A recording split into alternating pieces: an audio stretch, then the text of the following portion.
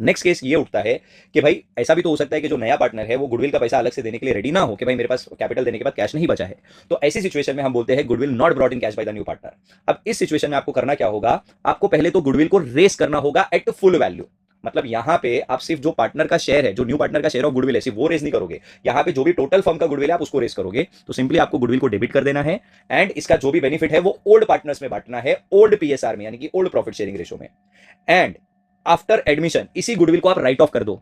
But हमारे syllabus के हिसाब से अगर बोलेगा तो ही राइट ऑफ करना है, अननेसेसरी कि आपको एंट्री याद है तो आप राइट ऑफ करोगे, ऐसा नहीं है। अब राइट ऑफ के लिए आपको क्या यूज करना है, एंट्री सिंपली पहले जब रेस किया था तब आपने गुडविल को डेबिट किया। राइट ऑफ मतलब आप गुडविल को अपने बुक से हटा रहे हो, तो गुडविल जब रेस हुआ था तब वो डेबिट था, राइट ऑफ के टाइम पे आप गुडविल अकाउंट को क्रेडिट कर दो।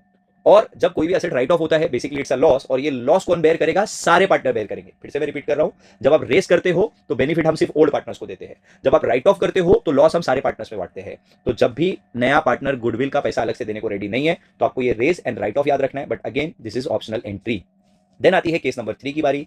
बेसिकली केस नंबर 3 में क्या होगा कि आपको गुडविल पहले से ओल्ड बैलेंस शीट में दिया होगा, उसका वैल्यू आपको पहले से दे देगा कि भाई ओल्ड बैलेंस शीट में गुडविल 50,000 है, 70,000 है। जस्ट इमेजिन करो कि this is your old balance sheet और यहां पे आपको गुडविल असेट में ऑलरेडी दिया रहेगा 50,000 और एडजस्टमेंट में यही गुडविल रीवैल्यू कर देगा, मतलब इसी गुडविल का नया वैल्यू देगा तुमको। एंड से फॉर एग्जांपल गुडविल का वैल्यू नया 70,000 देता है, तो बेसिकली आपको केस 1 केस 2 को भूल जाना है। यहां पे आपको सिर्फ ये जो डिफरेंस है ना इसकी एंट्री दिखानी है। अब ये सिचुएशन के हिसाब से 50,000 का गुडविल बाद में 70 हो गया, बेसिकली गुडविल इंक्रीज हो गया। बट इससे उल्टा भी हो सकता है, सपोज पहले 50 था बाद में 40 हो गया, मतलब इंक्रीज हो गया कि डिक्रीज हो गया, तो ऑब्वियसली डिक्रीज हो गया। तो सिंपली आपने ये याद रखना है कि गुडविल अगर पहले से बैलेंस शीट में दिया है तो या तो गुडविल इंक्रीज होगा या तो डिक्रीज होगा। इंक्रीज करने के लिए आप एंट्री पास करोगे goodwill account debit, and goodwill बढ़ रहा है तो उसका बेनिफिट किसको मिलेगा, ओल्ड पार्टनर्स को। और यही अगर डिक्रीज हो रहा है अलग से याद रखने की जरूरत नहीं है, इसी एंट्री को आप रिवर्स कर दो, old partners capital account to goodwill account, और जो भी ओल्ड पार्टनर्स में बेनिफिट बटेगा वो ओल्ड पीएसआर में बटेगा।